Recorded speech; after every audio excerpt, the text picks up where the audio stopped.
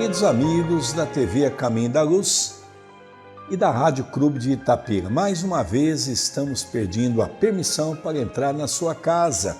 Você que sempre tem um programa semanal para conosco, falando do Evangelho de Jesus. Hoje nós estaremos dando continuidade nessa obra maravilhosa pela lavra mediúnica de Francisco Cândido Xavier, através do espírito de André Luiz. E é com grande alegria que nós vamos pedindo essa permissão. Estamos hoje fazendo o programa ao lado do nosso querido André Luiz. Tudo bem, André Luiz? Tudo bem, querido Sérgio, aos queridos telespectadores e rádio ouvintes, que possamos neste programa abençoado desfrutar da paz de Jesus, que Jesus possa adentrar em seu lar ou na onde estiver, através deste programa que tem o ideal de levar uma palavra amiga até você.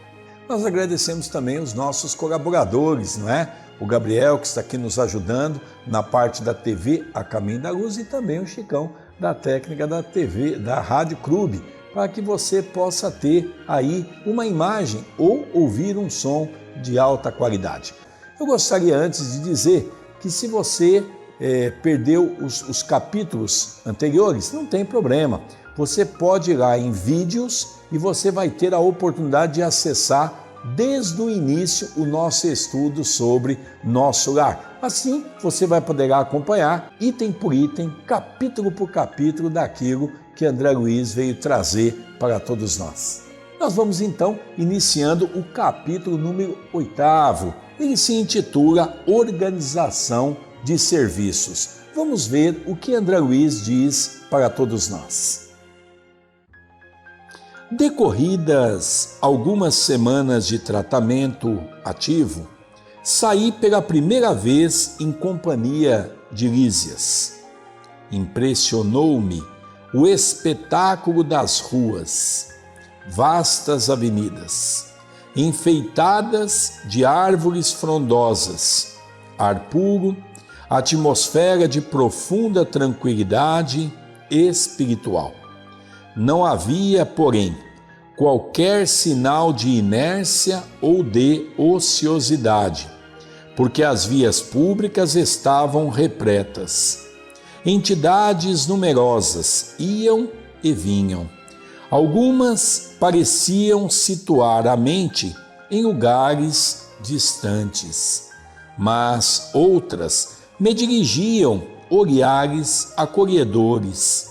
Incumbia-se o companheiro de orientar-me em face das surpresas que surgiam, ininterruptas, percebendo-me as íntimas conjecturas, esclareceu solicito. Nesta parte, nós vamos ver algo muito interessante, que ao passo que desencarnamos e que vamos para a nossa verdadeira pátria, nossa verdadeira vida, que não é aqui no planeta Terra, os nossos hábitos do outro lado, se assim podemos dizer, são os mesmos que temos aqui. Continuamos caminhando, continuamos com as nossas mentes cheias de ideias, continuamos procurando sempre o melhor para cada um de nós. E quando André Luiz se deparou, vendo aquela via pública, ele notou espíritos vindo e indo. E ele se lembrou de quando estava encarnado, que a diferença não havia nenhuma naquela ocasião. Olha que interessante, porque ele começa a discorrer que agora que ele foi convidado pela primeira vez a sair do hospital. Já estamos praticamente na lição número 8ª. Veja, depois de bastante tempo, ele teve que se refazer para que ele pudesse então ter a sua primeira oportunidade de sair. É interessante que ele faz um comentário que vale a pena nós refletirmos sobre o assunto. Ele diz o seguinte, que ele saiu na rua, percebeu uma multidão de pessoas que iam e vinham.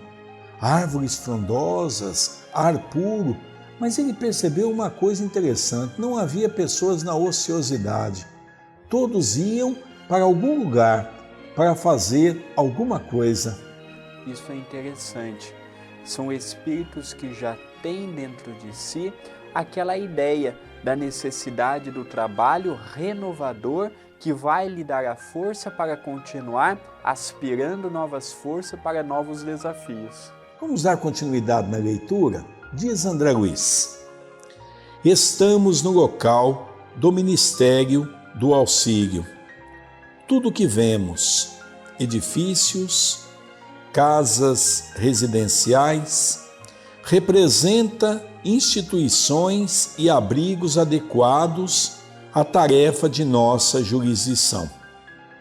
Orientadores, operários e outros serviçais da missão residem aqui. Nesta zona, atendem-se a doentes, ouvem-se rogativas, selecionam-se preces, preparam-se reencarnações terrenas, organizam-se turmas de socorro aos habitantes do umbral ou aos que choram na terra. Estudam-se soluções para todos os processos que se prendem ao sofrimento. Há então em nosso lar o Ministério do Auxílio? Perguntei. Como não? Nossos serviços são distribuídos numa organização que se aperfeiçoa dia a dia, sob a orientação dos que nos presidem os destinos. Olha que interessante.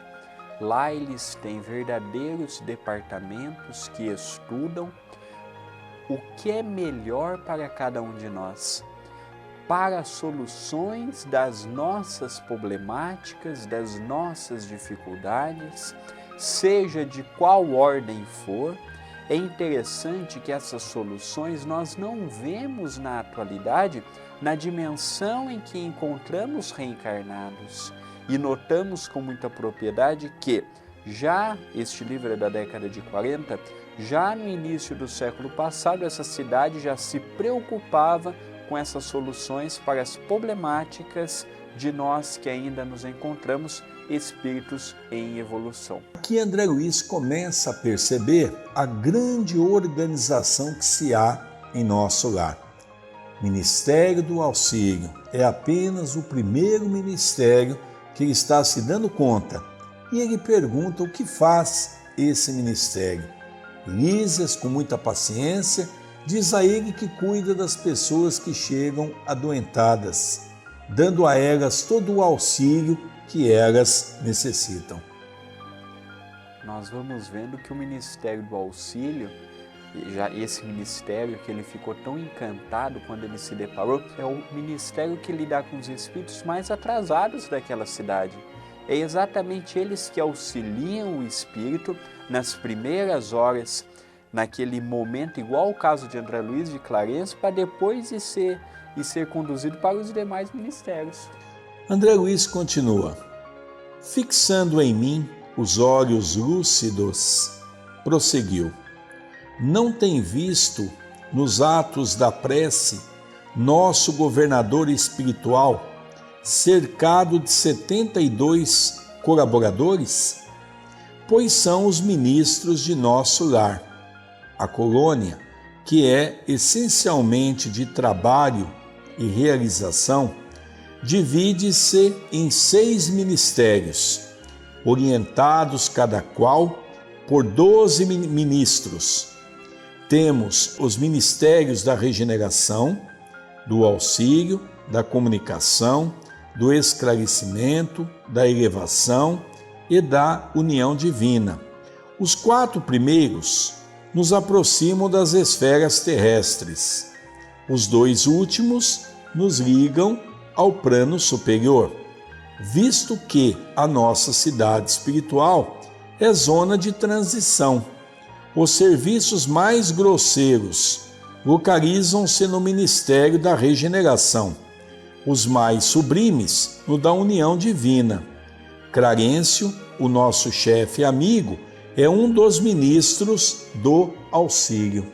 E eu quero fazer uma correção, que agora há pouco eu disse que o ministério que lidava com os espíritos recém-chegados, tudo. Na verdade, o ministério que lidar com os espíritos mais comprometido é o ministério da regeneração. O do auxílio é aquele que tem a finalidade de auxiliar o espírito e de encaminhar para o parque hospitalar, para que ele tenha força para continuar dando prosseguimento à sua jornada.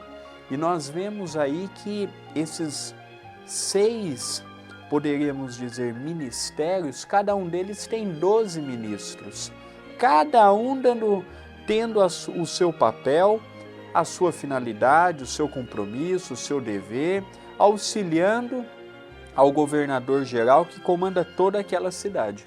Interessante, também nós poderíamos fazer uma variação, porque sempre temos comentado que a cidade de nosso lar, na grande verdade, é poderíamos dizer, uma cidade do mundo de regeneração. Nós poderíamos também dizer a importância de ter em cada ministério 12 representantes. Nós ficamos aqui a nos perguntar, será que se no nosso país nós tivéssemos cada ministério com o número de 12 pessoas para poderem discutir os assuntos do nosso país, sobre aquela pasta que eles estão defendendo, será que nós teríamos tanta corrupção? Será que não era um inibidor das pessoas se aproveitarem de uma situação? Nós vamos ver que isso é o caminho dos quais a terra deva caminhar, que é exatamente não ficar sob a condição de uma pessoa, mas sim de um grupo de pessoas. Primeiro, a chance de errar é menor, porque são mais pessoas pensando sobre um ato, sobre uma atitude. E é interessante que em cada ministério há sempre o número par. Por que o número par? Porque se houver o empate, por exemplo, em qualquer assunto pertinente a alguma coisa para mudar ou para manter naquela cidade, automaticamente é levado ao governador. Então o governador ele está sempre ao par de tudo, sempre auxiliado em cada ministério, e é interessante que aí nos diz que os ministérios se dividem em 2 partes. Eles se ligam de uma forma maior à parte mais grosseira, do umbral. E há 2 ministérios que ligam a esferas mais sublimadas. Então a cidade de nosso lar não lida apenas com um tipo de espírito. Lá existe espírito igual André Luiz, uma mente brilhante, mas que foi socorrido por intercessão de sua mãe. E lá também há espíritos de um grau evolutivo muito grande. Então, cada um, conforme as suas aptidões e o seu grau de desenvolvimento, vai se encaixando nos departamentos e nos ministérios. Por que será 12? Quando nós voltamos no túnel do tempo, Jesus escolheu 12 discípulos para fazer o primeiro momento do sacerdócio do trabalho do bem junto de Jesus. Cada ministério tem 12 ministros, talvez para que representasse cada ministério como se fosse aqueles discípulos de Jesus que pudessem ali então trabalhar pelas causas mais nobres do Evangelho. De fato, e a gente vai começando a ver que uma coisa vai se encaixando à outra. Dando continuidade, André Luiz diz assim: valendo-me da pausa natural, exclamei comovido: ó, nunca imaginei a possibilidade de organizações tão completas depois da morte do corpo físico. Sim, esclareceu Lísias, o véu da ilusão é muito denso nos círculos carnais. O homem vulgar ignora que toda manifestação de ordem no mundo procede do plano superior. A natureza agreste transforma-se em jardim, quando orientada pela mente do homem, e o pensamento humano, selvagem na criatura primitiva, transforma-se em potencial criador quando inspirado pelas mentes que funcionam nas esferas mais altas. Nenhuma organização útil se materializa na crosta terrena sem que seus raios iniciais partam de cima. Mas nosso lar terá igualmente uma história como as grandes cidades planetárias? Que colocação que ele nos convida, não é? Quando estava encarnado, jamais imaginou, jamais fez conjecturas a respeito de que após a desencarnação, após a chamada morte, havia uma cidade tão bem organizada, com um poder político tão bem distribuído, e vem aquela questão, mas se aqui tem, por que ainda não tem? Daí coube a Lísias, o seu benfeitor da primeira hora, não é? O seu enfermeiro amigo que socorreu em suas indagações mais profundas, dizendo que quando nós aqui estamos, tudo é mais difícil. O poder e o que o mundo pode nos proporcionar ainda sobe e muito em nossa cabeça. Por isso que a grande maioria das vezes damos oportunidade ao nosso homem velho atuar por nós através das vicissitudes que trazemos do ontem. André Luiz ficou impressionado por haver uma organização tão grande no mundo espiritual. Eu fico aqui a me pensar quantas vezes nós ouvimos e ainda estamos a ouvir de muitas pessoas dentro do movimento espírita que diz que essa obra é uma obra de ficção. Realmente nós precisamos ter cabeça para pensar, para analisar, para compreender tudo isso, porque nós precisamos nos aprofundar na obra de Kardec. Nessa semana, exatamente no dia 31 de março, temos as comemorações do desencarne de Allan Kardec. Depois de 2 dias, do nosso querido Chico Xavier. Não sei se nós podemos dizer que são coincidências, mas Allan Kardec foi enterrado no dia do nascimento de Francisco Cândido Xavier, na mesma data, 2 de abril. Eu começo a perceber a grandeza dessas criaturas que trazem para nós toda essa sapiência do conhecimento humano. A doutrina espírita é uma doutrina difícil de se compreender, porque são informações novas. Precisamos realmente nos adentrar nessas informações para compreender aquilo que nós não estamos falando de uma pessoa simples.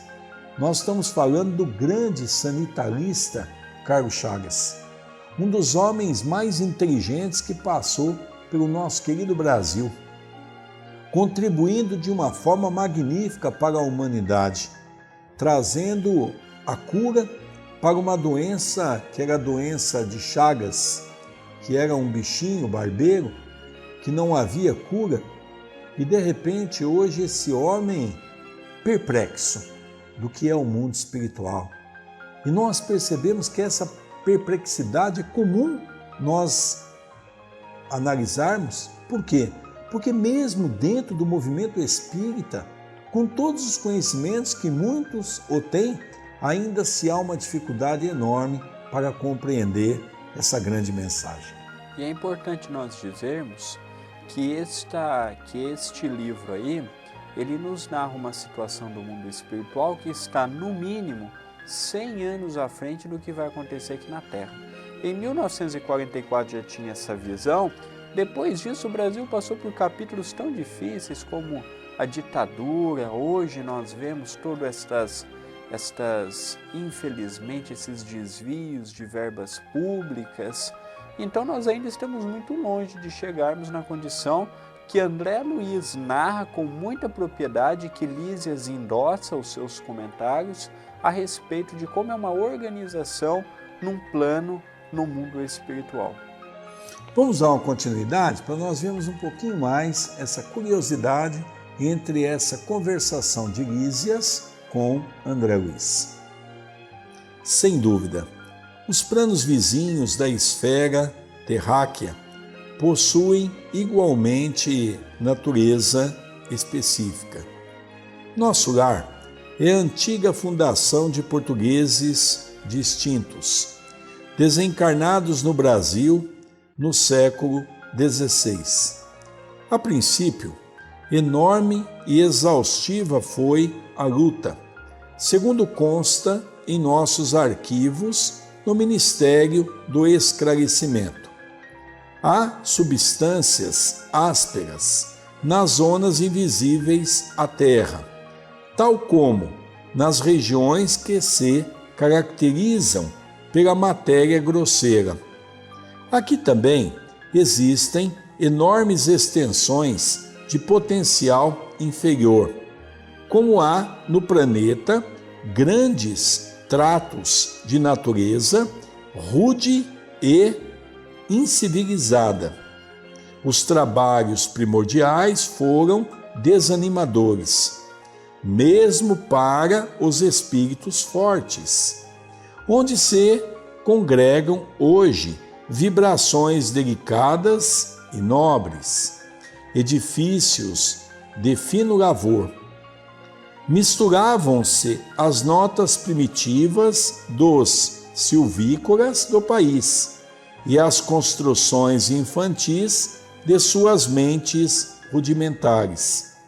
Os fundadores não desanimaram, porém, prosseguiram na obra, copiando o esforço dos europeus que chegavam à esfera material. Apenas com a diferença de que, por lá, se empregava a violência, a guerra, a escravidão, e aqui o serviço perseverante, a solidariedade fraterna, o amor espiritual. É interessante dizermos que a cidade de Nosso Lar, fundada no século XVI, pelos portugueses que aqui vieram colonizar o nosso país abençoado e que foram desencarnando por aqui mesmo, e a grande maioria foram enterrados aqui mesmo, quando eles se depararam sem o corpo físico na nova pátria deles, e agora? Fazer o quê? Reuniram-se e começaram os primeiros assentamentos desta cidade. No início não eram os edifícios bonitos, modernos, igual tinha na época que André Luiz chegou lá.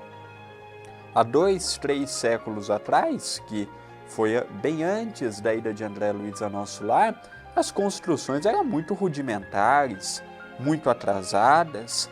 Ao longo do tempo, com muito esforço, com muita perseverança, foram trocando aquele primitivismo por aquela obra mais delicada, pelo belo, pela arte, de uma forma mais abrangente. E essas cidades, André, nós vamos começando a perceber como tudo no mundo espiritual se assemelham às coisas da crosta. Porque os silvícolas, que eram aqueles que eles usavam para as construções, que eram na verdade os índios daquela época, logicamente eles usavam também essa mão de obra. Uma mão de obra que sabia construir apenas construções rudimentares. Então tudo se iniciou dentro de muita simplicidade. E logicamente com o avanço dos espíritos, com o avanço da tecnologia, com o avanço do esforço de cada um, eles foram prosperando, até que nós tivemos a grande oportunidade, através da nossa querida tia Igorina Cunha, ver e ter uma ideia da complexidade da cidade de Nosso Lar. E é interessante dizermos que Nosso Lar fica em cima da cidade do Rio de Janeiro. Até o século XVI não havia um assentamento nessa dimensão, não havia... Os índios reencarnavam, desencarnavam, não tinham ideia do que acontecia, do processo natural da vida, não havia uma civilização. Então, aqui no Brasil, os primeiros assentamentos a serem construídos nas dimensões espirituais acima do Brasil retardam do descobrimento do Brasil. Antes, isso daqui era um grande vazio, se assim poderíamos dizer. É verdade. André, vamos dar uma continuidade aqui na leitura. E diz assim: a essa altura, atingíramos uma praça de maravilhosos contornos, ostentando extensos jardins. No centro da praça, erguia-se um palácio de magnificente beleza, encabeçado de torres soberanas que se perdiam no céu. Os fundadores da colônia começaram o esforço partindo daqui, onde se localiza a governadoria, disse o visitador. Isso é um dado importante, né, André? Porque nos mostra que foi de uma praça lindíssima, cheia de árvores, cheia de flores. Ali então se ergueu, nessa nova reestruturação da cidade do Nosso Lar, o Palácio da Governadoria. Foi a partir dali, que praticamente deveria ser o centro, vamos dizer, o centro da cidade, é que começaram então a projetar o restante das construções partindo da base central desse Palácio da Governadoria. Que é normal. A cidade começou em torno deste palácio. Nós poderíamos ter em mente qualquer cidade aqui no Brasil mesmo. Começa-se pela praça, pela matriz e ali vai. Aí ele trocou a matriz pelo Palácio da Governadoria, na onde o governador expedia todos os serviços para aquela cidade. E é interessante, olha como ele diz, apontando o palácio, continuou. Temos nesta praça o ponto de convergência dos 6 ministérios a que me referi. Todos começam da governadoria, estendendo-se de forma triangular. Então, se nós pudéssemos, André, colocar aquele desenho, se possível for, para que as pessoas possam ver a governadoria e o Palácio da Governadoria e depois esses 6 prédios que estão em volta, que fazem então os ministérios. Quem trouxe esta planta, nós vamos tentar colocar, mas se nós não conseguirmos, não é, na edição, às vezes não está disponível, você vai poder encontrar tanto no Imagens do Além, quanto Cidades do Além. Essas 2 obras foram publicadas pelo ID de Araras, pela extraordinária médium Egorina Cunha, em parceria mediúnica com Chico Xavier, que eles eram os médiuns e os espíritos que assinaram aquela obra era pela tia Egorina Cunha, Lúcius, e pelo Chico Xavier, André Luiz. Nós vamos fazer de tudo para que você veja, mas se você não tiver oportunidade, são 2 obras que complementam e muito o nosso conhecimento a respeito da planta baixa da cidade Nosso Lar. E respeitoso comentou: ali vive o nosso abnegado orientador, nos trabalhos administrativos. Utiliza ele a colaboração de 3.000 funcionários. Entretanto, é ele o trabalhador mais infatigável e mais fiel que todos nós reunidos. Os ministros costumam excursionar noutras esferas, renovando energias e valorizando conhecimentos. Nós outros gozamos entretenimento habituais, mas o governador nunca dispõe de tempo para isso. Faz questão que descansemos, obriga-nos às férias periódicas, ao passo que ele mesmo quase nunca repousa, mesmo no que concerne às horas de sono. Parece-me que a glória dele é o serviço perene. Basta lembrar que estou aqui há 40 anos e, com exceção das assembleias referentes às preces coletivas, raramente o tenho visto em festividades públicas. Seu pensamento, porém, abrange todos os círculos de serviço. Sua assistência carinhosa a tudo e a todos atinge. Por aí nós vemos algumas coisas, não é? Já que o nosso tempo é curto. Os outros ministros, os outros 72, têm a oportunidade de excursionar em dimensões mais evoluídas. Todos em nosso lar têm que tirar férias, não é nem opcional, é obrigatório. Trabalham um determinado tempo, tira férias. E o que mais chamava a atenção de Lísias, nos mais de 40 anos em que ele residia na cidade, é que ele pouco via a figura do governador. Tirando as preces coletivas, o governador estava sempre trabalhando com muito afinco pela causa da cidade. É interessante que nós vamos retomar Jesus nos seus conhecimentos quando ele então diz a Pedro: Pedro, o meu pai trabalha incansavelmente e eu também trabalho. Há um outro detalhe também que Lísias faz questão de mencionar a André Luiz, que raramente se vê o governador nas festas. Nosso lar era uma cidade comum, havia festas, as festas familiares, as festas da cidade. Eles comemoravam. É interessante que esse homem não aparecia, porque ele trabalhava para a manutenção de todo aquele povo. É engraçado, ele que estava no leme daquele barco, trabalhava incessantemente e com a cooperação, como nos diz aí, de 3.000 servidores que com ele diretos ali estava trabalhando nesse mesmo ambiente que era o Palácio da Governadoria. Eu acho interessante agora, um dado interessante que Lísias levanta, porque nós temos o hábito de achar que as presidências da Casa Espírita têm que estar sempre alternando. O Chico era contra isso. O Chico sempre dizia que a casa era algo que nós deveríamos trabalhar incansavelmente, sem nos preocupar para cargos de direção. E aqui nós vemos uma coisa interessante. Olha, veja que dado interessante que Lísias diz no encerramento desse capítulo. Depois de longa pausa, o enfermeiro amigo acentuou: não faz muito, comemorou-se 114 anos de aniversário da sua magnânima direção.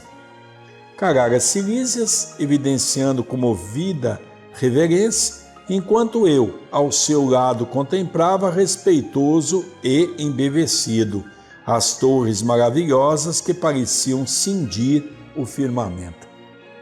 Olha que interessante, hein, André? 114 anos que ele dirigia nosso lar. Esse ano o nosso Centro Espírita Quinta-feira completou 113, só no ano que vem a gente vai estar dando o mesmo número. Hoje, imagina, se ele tiver até hoje lá, já passou dos 200 anos que ele está dirigindo a cidade Nosso Lar. E com certeza nós temos que realmente encerrar, que o nosso tempo está no fim desse bloco, dizendo que nós não temos que nos preocupar com o cargo, mas sim com os encargos daquilo que a Casa Espírita nos oferece. Cargo é passageiro, os encargos vêm conosco e poderemos ter a oportunidade de continuar desfrutando do outro lado. Nós estamos com o nosso tempo esgotado, vamos encerrar esse bloco.